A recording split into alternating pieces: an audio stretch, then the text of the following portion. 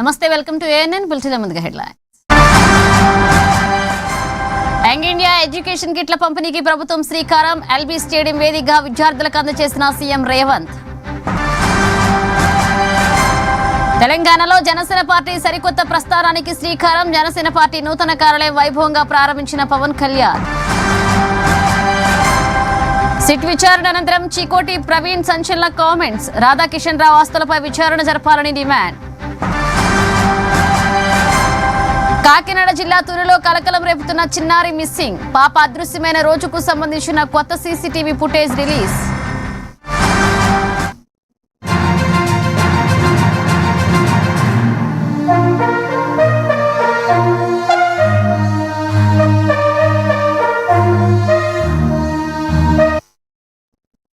తెలంగాణ విద్యారంగంలో సరికొత్త అధ్యాయం మొదలైంది. విద్యార్థుల భవిష్యత్తుకు భరోసానిస్తూ రాష్ట్ర ప్రభుత్వం ప్రతిష్టాత్మకంగా తలపెట్టిన యంగ్ ఇండియా ఎడ్యుకేషన్ కిట్ల పంపిణీ కార్యక్రమానికి శ్రీకారం చుట్టింది. హైదరాబాద్ లోని ఎల్బీ స్టేడియం వేదికగా గవర్నర్ శివప్రతాప శుక్లా, సీఎం రేవంత్ రెడ్డి విద్యా కిట్లను అందజేశారు. ఈ ఘట్టాన్ని వీక్షించేందుకు, కిట్లను అందుకునేందుకు ఇక రాష్ట్ర వ్యాప్తంగా ఉన్న ప్రభుత్వ పాఠశాలలు, సంక్షేమ గురుకులాలు, కస్తూరిబా విద్యాలయాలు, వసతి గృహాలు విద్యార్థులు తరలివచ్చారు. ఈ సందర్భంగా గత ప్రభుత్వ తీరుపై తీవ్ర స్థాయిలో సీఎం రేవంత్ రెడ్డి విరుచుకుపడ్డారు. విద్యా వ్యవస్థను బలోపేతం చేసేందుకు తమ ప్రభుత్వం కట్టుబడి ఉందంటూ స్పష్టం చేశారు. స్వయంగా ఫుట్బాల్ ప్లేయర్, వారు ప్రజా ప్రభుత్వ ఈ పాలనా బాధ్యతకు శ్రీకారం చుట్టకముందే సెంట్రల్ యూనివర్సిటీకి వెళ్ళి అక్కడి విద్యార్థులతో ఫుట్బాల్ ఆడిన సందర్భం కూడా మనందరికీ గుర్తే ఉంటుంది. ఎక్కడైతే శరీరం పటిష్టంగా ఉంటుందో అక్కడ ఆలోచనలు కూడా ఆరోగ్యవంతంగా ఉంటాయి.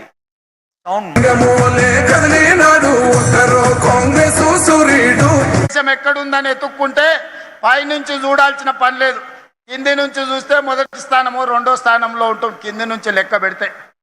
నేను అడగదలుచుకున్న ఈనాడు ఇక్కడికి వచ్చిన విద్యార్థులను, వేదిక మీద ఉన్న మా కార్పొరేట్ మిత్రులను, 140 కోట్ల జనాభా ఉన్న భారతదేశం ఒలింపిక్స్ లో ఒక గోల్డ్ మెడల్ తేలేకపోతుంది ఇన్ని దశాబ్దాలైనా. ఆ మధ్య నేను సౌత్ కొరియా పర్యటించిన, సౌత్ కొరియన్ స్పోర్ట్స్ యూనివర్సిటీకి వెళ్ళిన. 30 ఎకరాలలో ఉంది ఆ స్టేడియం. ఈ ఎల్బీ స్టేడియం కంటే కొంచెం పెద్దగా ఉంది వాళ్ళ university, south Korean sports university. ఒక అమ్మాయి వచ్చి నాకు స్వాగతం పలికింది బొకే ఇచ్చి. నేను ఆ అమ్మాయి ఆ స్కూల్ వచ్చిన స్టూడెంట్ ఏమో అనుకున్నా. తర్వాత నాకు ఇంట్రడ్యూస్ చేస్తే ఆ అమ్మాయి ఒలింపిక్స్లో 2 గోల్డ్ మెడల్స్ తీసుకొచ్చింది ఆర్చరీలో. ఆ దేశం 32 గోల్డ్ మెడల్స్ తెస్తే ఒక సౌత్ కొరియన్ స్పోర్ట్స్ యూనివర్సిటీ నుంచి 16 గోల్డ్ మెడల్స్ సాధించారు. ఆ దేశ జనాభా మన తెలంగాణ రాష్ట్రంలో ఉన్నంత ఉంటుంది. మరి ఈరోజు మా యువమిత్రులను నేను అడుగుతున్నా, మా ఎస్సీ, ఎస్టీ, బీసీ, మైనారిటీ విద్యార్థులను నేను అడుగుతున్నా. చిన్న దేశం 32 గోల్డ్ మెడల్స్ తెస్తే 140 కోట్ల జనాభా ఉన్న భారతదేశం ఇన్ని దశాబ్దాలైనా ఒక్క గోల్డ్ మెడల్ తేలేదంటే ఇది మన ఆత్మ గౌరవానికి సంబంధించిన విషయం కాదా? ఇది మన దేశ ప్రతిష్టకు సంబంధించిన అంశం కాదా? ఈనాడు ఆలోచన చెయ్యండి. ఆ గోల్డ్ మెడల్ సాధించాల్సిన బాధ్యత మన తెలంగాణ బిడ్డలకు లేదా? మనలో సమర్థత లేదా? మనం రాణించలేమా? ఎక్కడ లోపం ఉన్నది అంటే పాలకులలో లోపం ఉన్నది. పాలకులు సరైన దిశ నిర్దేశించకపోవడం వల్ల ఈనాడు గోల్డ్ మెడల్స్ సాధించలేకపోతున్నాం. అందుకే తెలంగాణ రాష్ట్ర ప్రభుత్వం స్పోర్ట్స్ గాంధీ భవన్ లో రాజకీయ వేడి రాజుకుంది. జనసేన అధినేత పవన్ కళ్యాణ్ తో పాటుగా బీఆర్ఎస్ వర్కింగ్ ప్రెసిడెంట్ కేటీఆర్ పై టీపీసీసీ చీఫ్ మహేష్ కుమార్ గౌడ్ సంచలన వ్యాఖ్యలు చేశారు. పవన్ కళ్యాణ్ తెలంగాణకు వచ్చి ఏదో సాధిస్తాననడం పగటికల మాత్రమే అని ఆయన కొట్టిపారేశారు. ఆయన పవన్ కళ్యాణ్ కాదు, కమల కళ్యాణ్ అంటూ వ్యంగ్యస్త్రాలు సందర్శించారు. అటు కేటీఆర్ వ్యాఖ్యలు ప్రజలెవరూ నమ్మే పరిస్థితిలో లేరని, కేటీఆర్ మాటలను కాంగ్రెస్ అసలు పట్టించుకోదని స్పష్టం చేశారు. ఈ రాష్ట్రంలో కాంగ్రెస్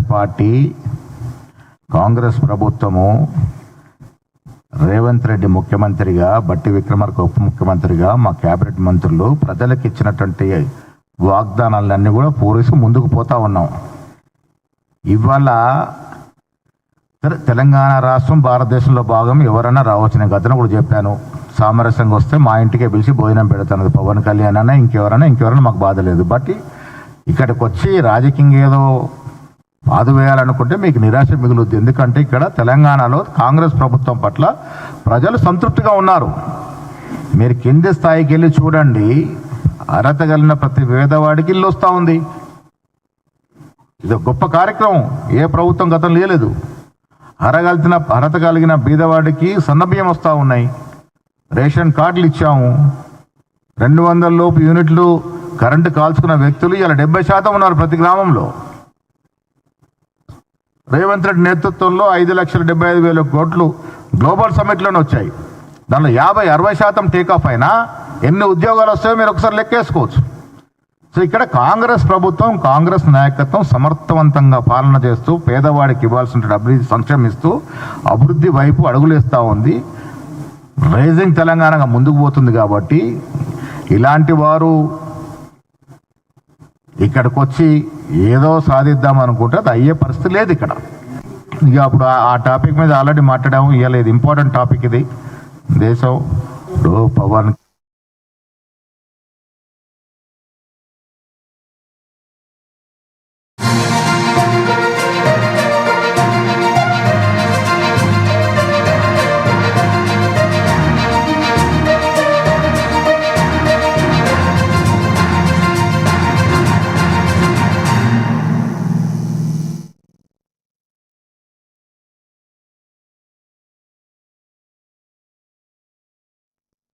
తెలుగు రాష్ట్రాల్లో సంచలనం సృష్టించిన ఫోన్ ట్యాపింగ్ కేసులో విచారణ ముగిసింది. ఈ కేసులో ప్రముఖ వ్యాపారవేత్త చికోటి ప్రవీణ్ ను సిట్ అధికారులు సుదీర్ఘంగా విచారించారు.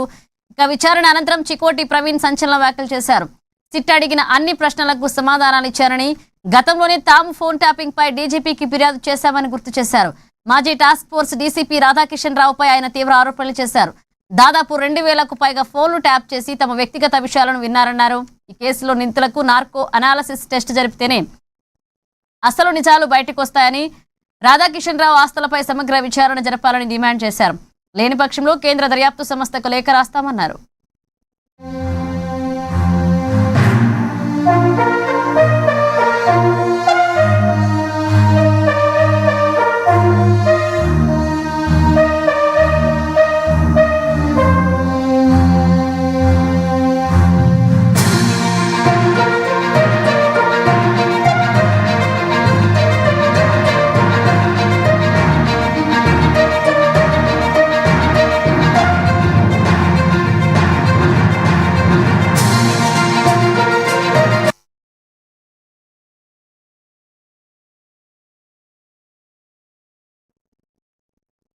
తెలంగాణలో జనసేన పార్టీ సరికొత్త ప్రస్థానానికి శ్రీకారం చుట్టింది. హైదరాబాద్ లో జనసేన పార్టీ నూతన కార్యాలయం వైభవంగా ప్రారంభమైంది.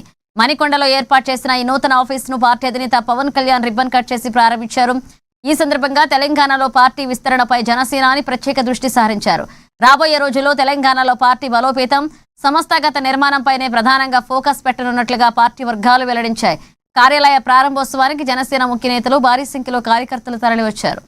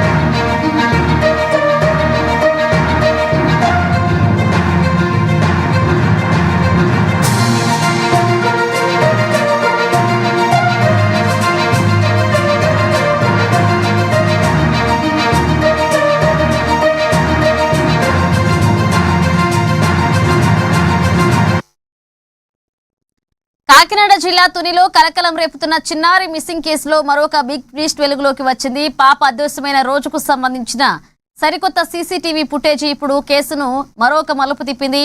ఈ నెల 6వ తేదీన ఉదయం 11:30 గంటల ప్రాంతంలో చిన్నారితో పాటుగా వారి పెంపుడు కుక్క కూడా మిస్ అయినట్లుగా విజువల్స్ ద్వారా స్పష్టమవుతుంది. అయితే మధ్యాహ్నం 1 గంట సమయంలో స్థానిక గుడి దగ్గర పెంపుడు కుక్క ఆందోళనతో అటు ఇటు తిరిగినట్లుగా సీసీటీవీలో రికార్డైంది. ఇక ఆ తర్వాత అది ఎటు వెళ్లిందనే దానిపై క్లారిటీ లేదు. కానీ ఈ నెల 9న చిన్నారి వెళ్లిన దారిలో కాకుండా దానికి పూర్తి వ్యతిరేక దిశ నుంచి ఆ కుక్కను తిరిగి ఇంటికి చేరుకుంది. ఆశ్చర్యకరంగా ఇంటికి వచ్చిన 2 రోజులకే ఆ పెంపుడు కుక్క మృతి చెందడం ఇప్పుడు అనేక అనుమానాలకు తావిస్తుంది. దీంతో కుక్క పోస్టుమార్టం రిపోర్ట్ ఈ కేసులో అత్యంత కీలకంగా మారనుంది. మరోవైపు పాప ఆచూకీ కోసం ఎన్డీఆర్ఎఫ్ బృందాలు రంగంలోకి దిగి గాలిస్తున్నాయి.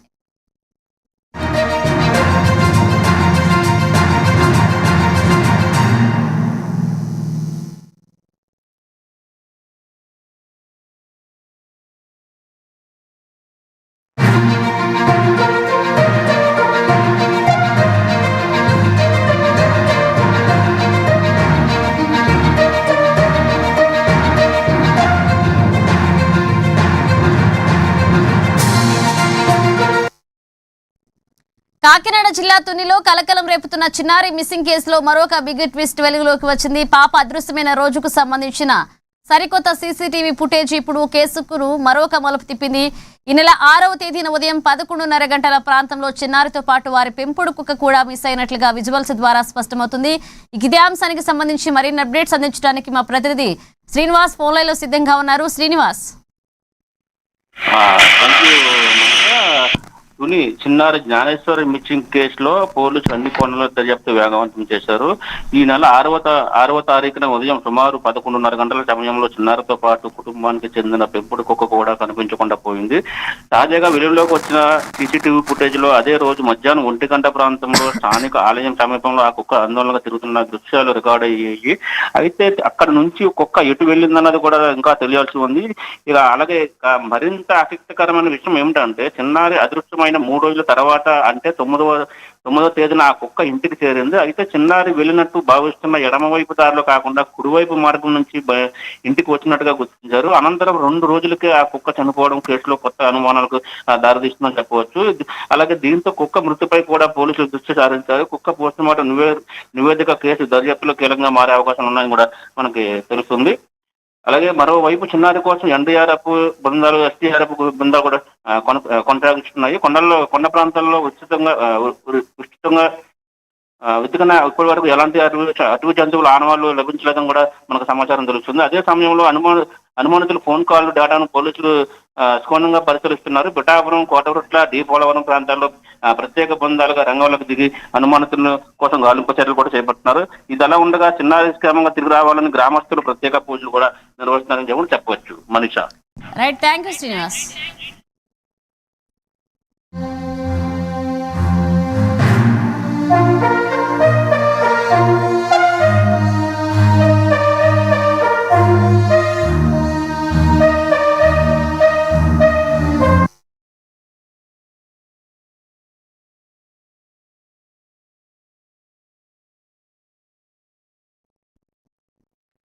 యాదాద్రి భువనగిరి జిల్లా ఆలేరు నియోజకవర్గంలో రాజకీయాలు ఒక్కసారిగా వేడెక్కాయి. ప్రభుత్వ బిర్లా ఐలేపై బీఆర్ఎస్ నేతలు చేస్తున్న తప్పుడు ప్రచారాలపై కాంగ్రెస్ శ్రేణులు మండిపడుతున్నాయి.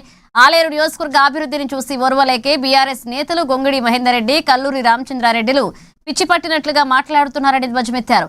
తప్పుడు కూతులు కూస్తే గ్రామాల్లో తిరగనివ్వబోమని ఆలేరు మండల కాంగ్రెస్ పార్టీ అధ్యక్షులు గంధమల్ల అశోక్ హెచ్చరించారు. మీరు కుమ్మక్కయ్యి, మీరు మీ టీఆర్ఎస్ పార్టీ అధికారులు, కార్యకర్తలు కుమ్మక్కయ్యి మీరు అక్కడ మట్టి తరలిస్తూ ఉన్నారు. మా ఎమ్మెల్యే గారి ఆదేశాల మేరకు మేము పోయి మట్టి ఆపడం జరిగింది. మా కాంగ్రెస్ కార్యకర్తలు మేము ఇప్పుడు కూడా అక్కడ మాట్లాడిన ప్రూఫ్స్ మా దగ్గర ఉన్నాయి. ఇంకొక విషయం, మీకు ప్రెస్ మీట్ అయిపోయిన తర్వాత ఈ ప్రూఫ్స్ కూడా మీకు వీడియోలు సెండ్ చేస్తా. ఇంకొక విషయం ఏమన్నా కంకర అనుకుంటున్నాను, మీకైనా బుద్ధున్నాక మోడి మహేందర్ రెడ్డి, మీకైనా బుద్ధుడిని మాట్లాడుతున్నావా? వాళ్ళు ఆ రోజు ఆచారంలో అక్కడ ఉన్నటువంటి ఓనర్లు వచ్చి దీనికి ఎమ్మెల్యే గారికి ఎటువంటి సంబంధం లేదు, ఎటువంటి ఆయనకు మాకు సంబంధం లేదని ప్రెస్ మీట్ పెట్టి, ప్రెస్ విలేకరుల మిత్రులతో ప్రెస్ మీట్ పెట్టి వాళ్లకు సమాధానం చెప్పినట్టు అది ఒక యజమానులు గుర్తులేరా?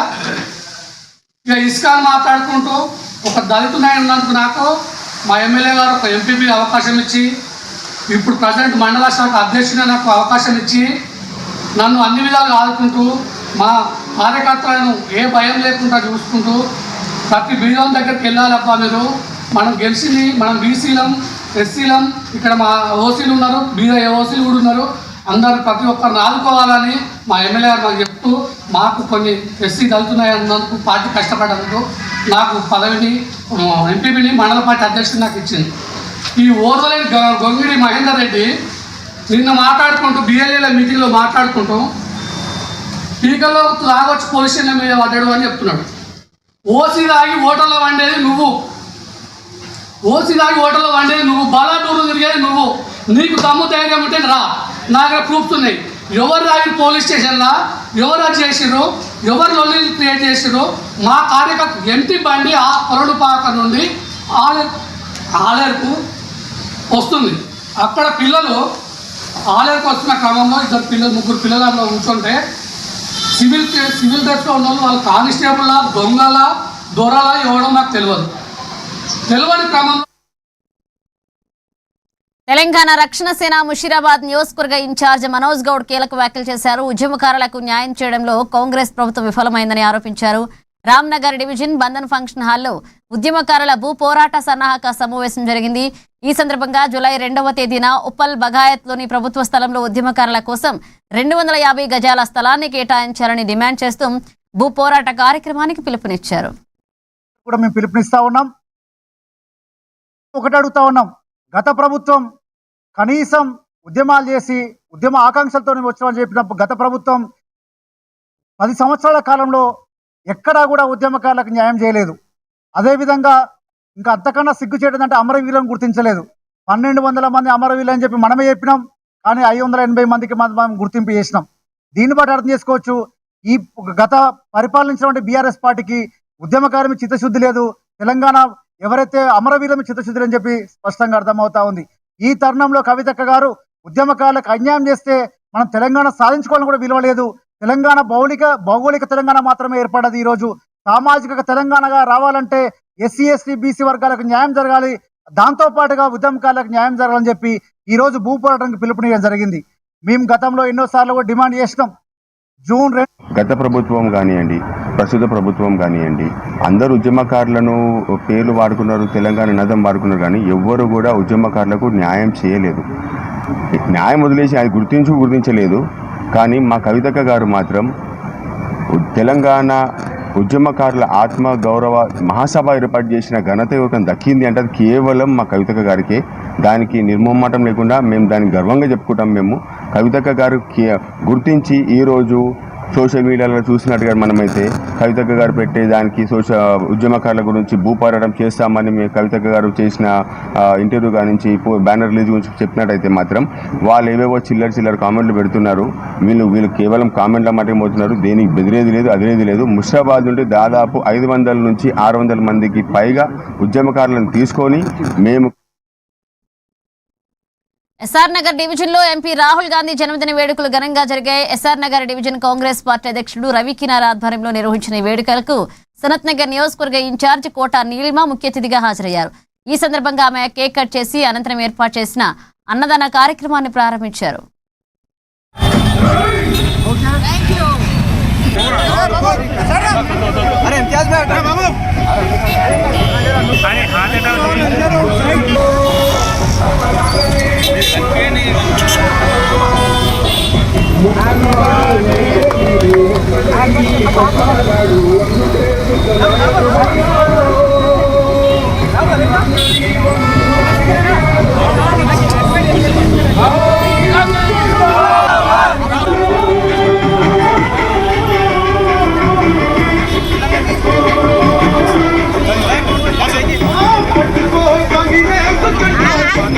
దీన్ని ఘనంగా మొత్తం సనత్ నగర్ నియోజకవర్గంలో సెలబ్రేట్ చేయడం జరిగింది. మా కాడర్ అంతా వచ్చి ఇంట్లోంచి వాళ్ళ పర్సనల్ ఫ్యామిలీలు కానీ వాళ్ళ ఎఫర్ట్స్ కానీ తీసుకొచ్చి మరి అందరితో కలిసి సెలబ్రేట్ చేస్తున్నారు.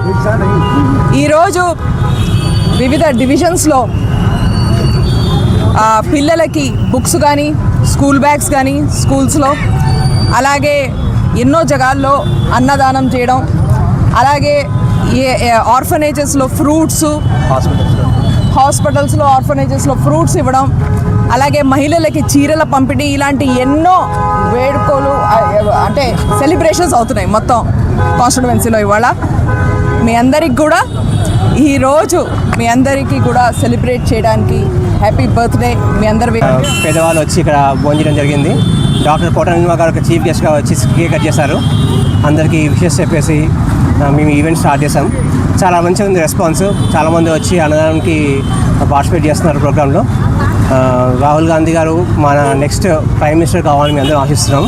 అదే కోరికతోటి ఈ ఈవెంట్ స్టార్ట్ చేసాం. బలంగా మా అందరికి కోరిక ఉంది రాహుల్ గాంధీ గారు నెక్స్ట్ ప్రైమ్ మినిస్టర్ కావాలని. ఖచ్చితంగా మేము రాహుల్ గాంధీ ప్రైమ్ మినిస్టర్ కావాలని మేము ప్రయత్నిస్తాం. మా ఎఫర్ట్ మొత్తం దాని గురించే ఉంటుంది. జై Congress.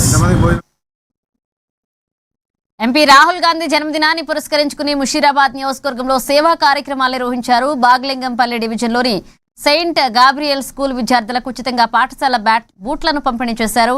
TPCC linguistic minority cell chairman Rajesh Kumar Agarwal ఆధ్వర్యంలో జరిగిన ఈ కార్యక్రమానికి రైతు కమిషన్ చైర్మన్ కోదండరెడ్డి ముఖ్య అతిథిగా హాజరై విద్యార్థులకు బూట్లను అందజేశారు.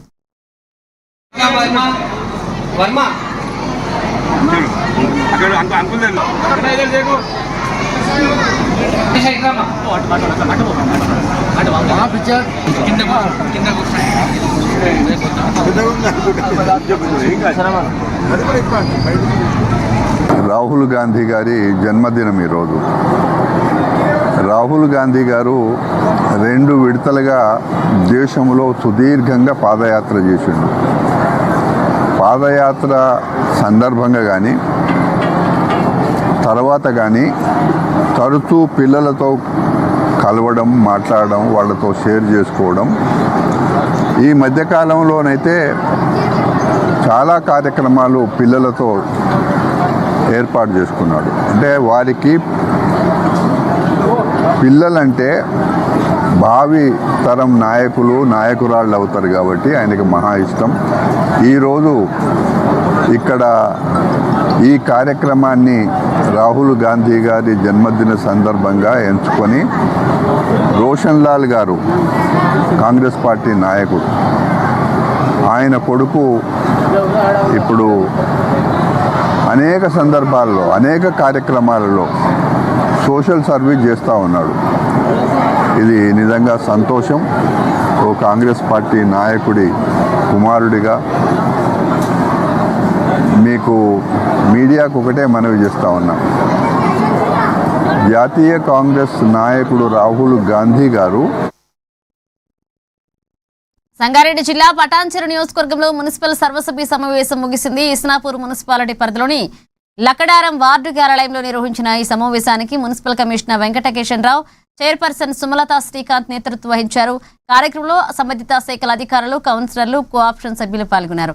ఈ సందర్భంగా కౌన్సిలర్లు తమ తమ వార్డుల్లో ఎదుర్కొంటున్న పలు సమస్యలను కమిషనర్ మరియు చైర్పర్సన్ దృష్టికి తీసుకువెళ్లారు.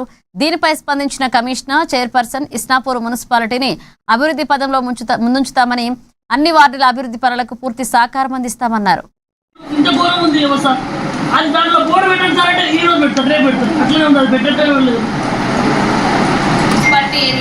మన మున్సిపాలిటీ మేడం ఇస్నాపూర్లో క్రీడా ప్రాంగణం ఉందా మేడం? ప్రతి ఒక్క మున్సిపాలిటీ మొత్తం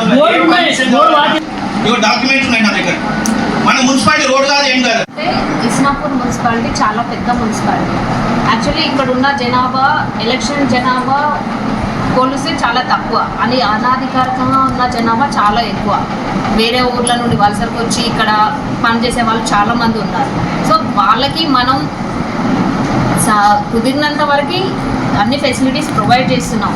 ఉన్న జనాభాకి మనం ప్రొవైడ్ చేసే ఫెసిలిటీస్ ఓకే, ఉన్న వరకు సరిపోతున్నాయి. శానిటేషన్ అంటే మన వరకు లోకల్ వాళ్ళు అందరూ శానిటేషన్ మంచిగా చేస్తున్నారు. ఇక అవుటర్స్కి అవేర్నెస్ ప్రోగ్రామ్స్ కూడా మొన్న వాట్సాప్లో అందరికీ శానిటేషన్ గురించి ఎక్స్ప్లెయిన్ చేశాము. ఎల్ఈడి స్క్రీన్ పైన సెగ్రిగేషన్ ఎట్లా చేయాలో దానిపైన కూడా దృష్టి పెట్టాలని ఎక్స్ప్లెయిన్ చేశాము. కాకపోతే ఇక అది జనాల్లో అవేర్నెస్ రావాలి. మన వార్డు, మన పరిసరాలు మనం శుభ్రంగా. నిజామాబాద్ జిల్లా డిచ్పల్లి క్రైస్తవ మెడికల్ కాలేజీ వివాదంపై ఆ సంస్థ chairman, managing director doctor Shanmugam Mahalingam స్పందించారు. కాలేజీ ప్రమోటర్లపై కొందరు ఉద్దేశపూర్వకంగా తప్పుడు ప్రచారం చేస్తున్నారని ఆయన మండిపడ్డారు. కేవీ ప్రసాద్ అనే వ్యక్తికి క్రైస్తవ మెడికల్ కాలేజీతో అసలు ఎలాంటి సంబంధమే లేదు అని డాక్టర్ షణ్ముగం స్పష్టం చేశారు. కాలేజీకి సంబంధించి ఎలాంటి ఎంఓయూ జరగడం లేదనడం పచ్చి అబద్ధమని, తమ వద్ద దానికి సంబంధించిన అన్ని పక్కా ఆధారాలు, డాక్యుమెంట్లు ఉన్నాయని వెల్లడించారు.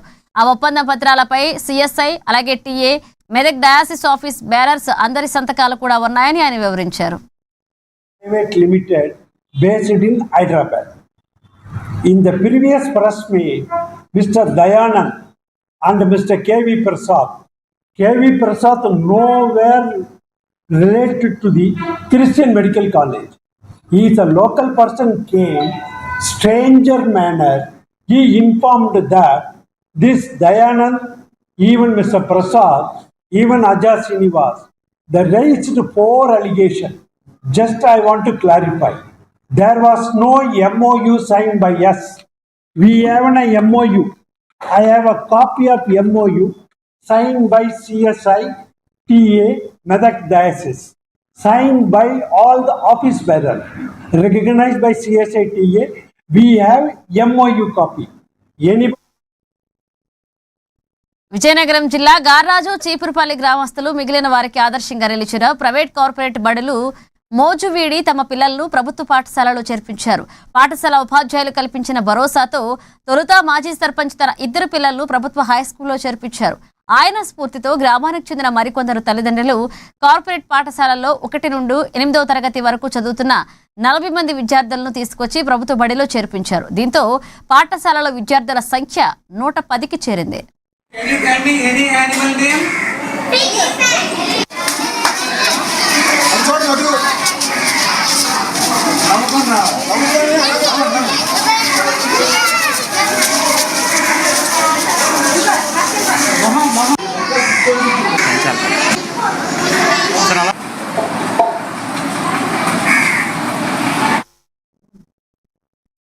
పల్నాడు జిల్లా సత్తెనపల్లి నియోజకవర్గంలో భూ కబ్జా కలకలం రేపుతుంది. ముప్పాళ్ల మండలంలో పెదనందిపాడు కెనాల్ పక్కన టీడీపీ ఆఫీసు నిర్మాణం కోసం ప్రభుత్వ స్థలాన్ని కబ్జా చేశారని సత్తెనపల్లి వైఎస్ఆర్సీపీ ఇన్ఛార్జ్ గజ్జల సుధీర్ రెడ్డి, భార్గవ్ రెడ్డి ఆరోపించారు.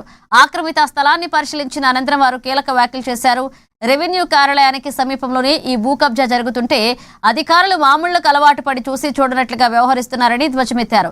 నాగార్జున సాగర్ రైట్ కెనాల్ కరకట్టపై జరుగుతున్న ఆక్రమణలను వెంటనే తొలగించి బాధ్యులపై చర్యలు తీసుకోవాలని డిమాండ్ చేస్తూ ముప్పాళ్ల ఎంఆర్ఓకు వినతి పత్రం అందజేశారు.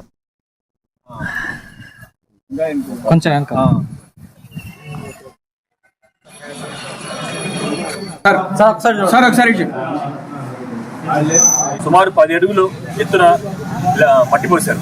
ఆ మట్టి ఎక్కడ నుంచి పక్కనే ముప్పాల చెరువులు తీసుకొచ్చారు.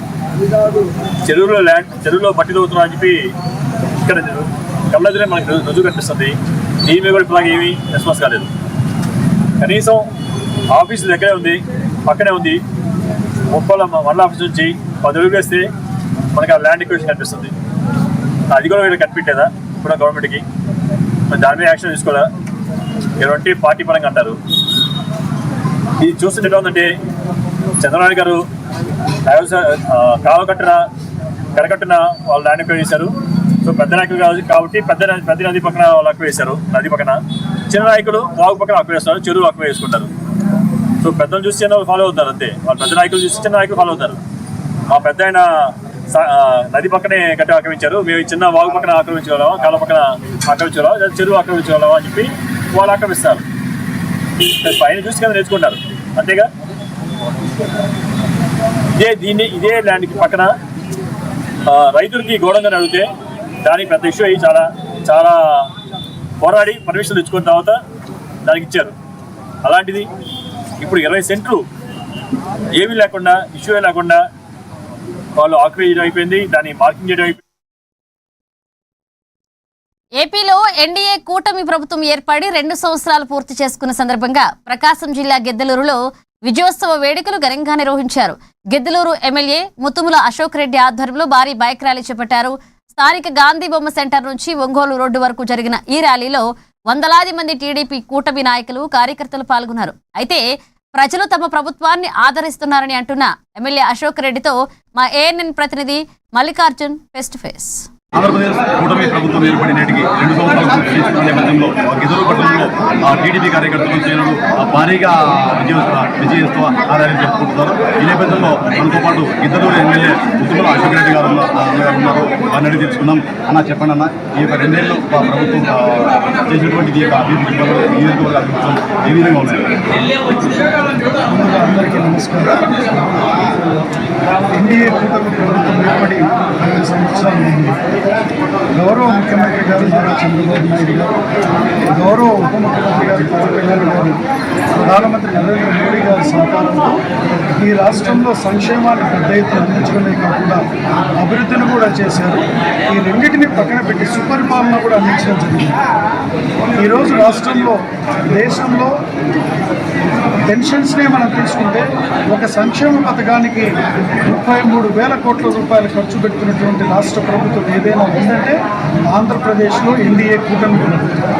ఇదే కాకుండా మహిళా సంక్షేమం కోసం గ్యాస్ సిలిండర్లు సంవత్సరానికి 3 అందించేది కానివ్వండి, శ్రీశక్తి పథకం ద్వారా ఉచిత ఆర్టీసీ బస్ ప్రయాణం కానివ్వండి, తల్లికి వందనం ద్వారా చదువుకునే పిల్లలు ఆ తల్లికి ఎంతమందికి అంతమందికి 15,000 ఇచ్చే కార్యక్రమం, అన్నదాత సుఖీభవ ద్వారా కేంద్ర రాష్ట్ర ప్రభుత్వాలు కలిపి 20,000 రూపాయలు అందించేటువంటి కార్యక్రమం, ఆటో డ్రైవర్లకు సేవలు అనేటువంటి కార్యక్రమం ద్వారా 15,000 రూపాయలు వారికి సంవత్సరానికి అందించేటువంటి కార్యక్రమం, అలాగే ఎస్సీ ఎస్టీలకు 200 యూనిట్లు ఉచిత విద్యుత్ కానివ్వండి, లేకపోతే ఏదైతే మనకి చేనేతలు ఉన్నారో వారికి 200 యూనిట్లేమో ఒక వర్గానికి, తర్వాత 500 యూనిట్లు తృప్తి ఉన్నటువంటి వారికి ఇచ్చేటువంటి కార్యక్రమం, సంక్షేమాన్ని కొత్త పుంతలు తొక్కిస్తున్నారు మన ఎన్డీఏ కూటమి ప్రభుత్వంలో ముఖ్యమంత్రి చంద్రబాబు నాయుడు గారు. రెండో వైపు అభివృద్ధినే తీసుకుంటే అభివృద్ధికి సంబంధించినటువంటి ప్రాజెక్టుల పరంగా పోలవరం కానీ, వెలుగొండ ప్రాజెక్టు కానీ, హంద్రీనీవా కానీ, వీటన్నిటినీ కూడా పెద్ద ఎత్తున నిధులు మంజూరు చేసి ఈ ప్రాజెక్టుల కంప్లీట్ కోసం ప్రభుత్వము ఈరోజు ముందుకు పోతుంది. మా పరంగా మా యొక్క పశ్చిమ ప్రకాశానికి సంబంధించి మార్కాపురం కేంద్రంగా ఎన్నికలకు ముందు ఇచ్చినటువంటి హామీ నెరవేర్చారు ముఖ్యమంత్రి చంద్రబాబు నాయుడు గారు. మార్కాపురం కేంద్రంగా జిల్లాను ఇవ్వడం ద్వారా రెండో వైపు వెలుగొండకి వందలాది కోట్ల రూపాయల నిధులు పెట్టడమే కాకుండా నిర్వాసితుల కోసం 950 కోట్ల రూపాయలు వారికి కేటాయించి రేపు రాబో 2-3 నెలల కాలంలో కాకర్ల, గొట్టుబడియా, సుంకేసుల గ్యాప్లకు నీరు అందించబోతా ఉన్నారు. ఇదే కాకుండా త్రాగునీరుకి సంబంధించి గౌరవ మా ఉప ముఖ్యమంత్రి వర్యులు 1,290 కోట్ల రూపాయలతో ఈ యొక్క పశ్చిమ ప్రకాశానికి త్రాగునీటి సమస్య పరిష్కారం కోసం పనులు ప్రారంభించారు. పనులు వేగవంతంగా జరుగుతూ ఉన్నాయి. అంతిమంగా నేను చెప్పదలుచుకున్నది ఏంటంటే సాగునీరు, త్రాగునీరు, ఒకవైపు పరిశ్రమల స్థాపన ద్వారా అభివృద్ధి, ఇంకొక వైపు మా ప్రాంతంలో ఏదైతే